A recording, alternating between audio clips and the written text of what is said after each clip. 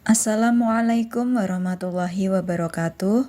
Perkenalkan kelompok kami, yaitu ada Eli Puji Lestari, Monika Ridho Utami, dan Tri Wahyu Setianingrum. Di sini kami akan menjelaskan mengenai topik 3, ruang kolaborasi computational thinking. Berdasarkan lembar kerja mahasiswa, latihan soal tes PISA, lembar kerja mahasiswa 5 tentang latihan soal tes PISA. Yang pertama, mengenai unit reading. Nomor unit 3, judul soal gravity level 3. Kemudian yang kedua, unit matematik. Dan nomor unit 7, judul soal speed of racing car level 3,5. Dan yang terakhir yaitu unit science, nomor unit 20, judul soal Tooth Decay level 4,5. Soal latihan PISA yang diusulkan yang pertama yaitu dengan judul soal gravity. Tuliskan solusi untuk masing-masing soal. Jawaban, para seniman grafiti seharusnya menggunakan cat semprot untuk mengekspresikan karyanya di lokasi yang tepat, bukan mencoret-coret bangunan perkotaan seperti tembok, pagar, atau fasilitas umum lainnya. Kemudian yang kedua, tuliskan langkah-langkah berpikir Anda hingga mendapat solusi dari permasalahan ini. Jawaban, menurut saya, para pembuat seni grafiti ini adalah seniman, bukan kriminal. Namun, mereka tidak mempunyai ruang untuk mengekspresikan karyanya, sehingga mereka mencoret-coret fasilitas umum. Pertanyaan berikutnya yaitu, identifikasi 4 fondasi CT yang Anda gunakan dalam menyelesaikan persoalan ini. Yang pertama yaitu dekomposisi. Penyelidikan lebih lanjut persoalan ini tidak dapat dipahami sepenuhnya hanya dengan melihat satu sudut pandang, karena intinya para seniman grafiti tidak memiliki tempat untuk mengungkapkan karyanya. Yang kedua yaitu perbandingan. Para seniman grafiti mirip dengan pekerja kantoran, namun berbeda hal akses ruang kerja. Kemudian yang ketiga, generalisasi. Jika semua seniman diberikan ruang untuk berkarya, maka seharusnya para seniman grafiti juga mendapatkan kesempatan yang sama dengan dukungan dari pemerintah. Dan yang keempat yaitu prosedur. Para seniman grafiti seharusnya memiliki ruang khusus untuk berkarya dan jika memungkinkan mereka dapat meminta bantuan dari pemerintah setempat. Soal PISA berikutnya yaitu dengan unit soal matematik dan judul soal speed of racing. Pertanyaan pertama, tuliskan solusi untuk masing-masing soal. Jawaban kami, grafik menunjukkan bahwa kecepatan mobil balap bervariasi saat melintasi tikungan di setiap putaran kedua sepanjang 3 km. Disebabkan oleh karakteristik berbeda dari setiap tikungan di lintasan. Ada yang sangat tajam dan ada yang tidak terlalu tajam. Oleh karena itu, kecepatan mobil balap berubah-ubah tergantung pada tajaman tikungan. Pertanyaan yang kedua yaitu, tuliskan langkah-langkah berpikir Anda hingga mendapat solusi dari permasalahan ini.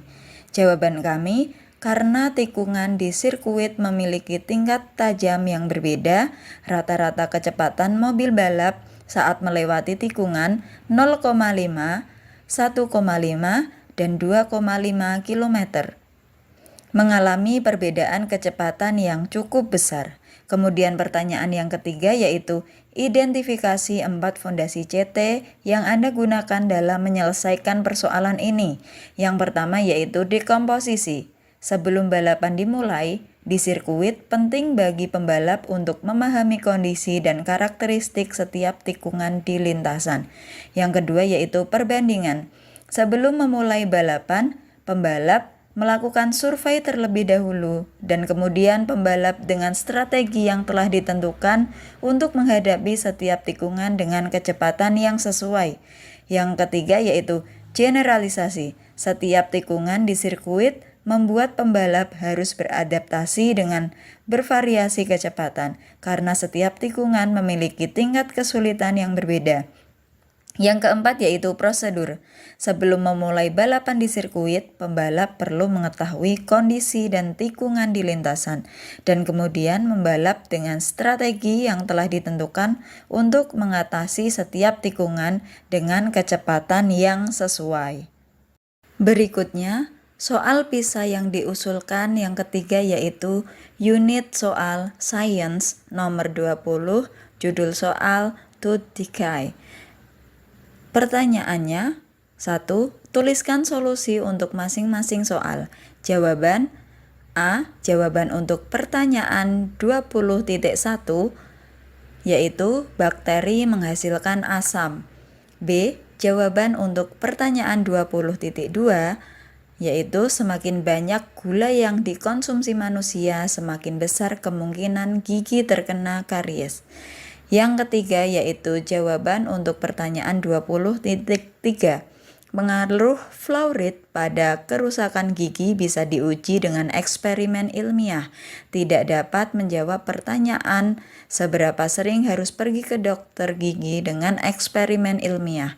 Yang keempat yaitu jawaban untuk pertanyaan 20.4. Identifikasi bakteri penyebab kerusakan gigi menggunakan mikroskop. Penelitian tentang pengembangan vaksin untuk mencegah kerusakan gigi, studi tentang dampak makanan bebas gula terhadap kerusakan gigi. Pertanyaan yang kedua, tuliskan langkah-langkah berpikir Anda hingga mendapat solusi dari permasalahan ini. A. Membaca pertanyaan untuk mengidentifikasi inti dari permasalahan yang diajukan. B. Memahami konten yang terdapat dalam ilustrasi gambar dan grafik. C. Menyimpan catatan tentang informasi penting yang relevan dengan pertanyaan. Dan yang keempat yaitu menilai jawaban yang paling tepat untuk masalah yang diberikan berdasarkan informasi yang telah disajikan. Kemudian pertanyaan yang ketiga yaitu identifikasi 4 fondasi CT yang Anda gunakan dalam menyelesaikan persoalan ini. Yang pertama yaitu dekomposisi. Tahap pertama adalah membaca soal. Tahap kedua adalah mengidentifikasi informasi penting dalam ilustrasi gambar dan grafik yang disajikan. B. Mengenal pola. Melakukan analisis terhadap pola grafik yang menunjukkan hubungan antara konsumsi gula dan tingkat kerusakan gigi. Yang ketiga yaitu abstraksi. Langkah-langkahnya meliputi fokus pada pertanyaan yang diajukan dalam soal, serta mengidentifikasi bagian grafik yang menjadi fokus permasalahan. Yang kelima yaitu algoritma, terdiri dari langkah-langkah sebagai berikut. 1. Membaca soal untuk mengetahui inti permasalahan. Yang kedua, memahami informasi yang tergambar dalam ilustrasi seperti gambar dan grafik. Yang ketiga, mencatat informasi penting yang relevan dengan soal. Yang keempat, menganalisis jawaban yang paling tepat berdasarkan informasi yang ada. Terima kasih. Wassalamualaikum warahmatullahi wabarakatuh.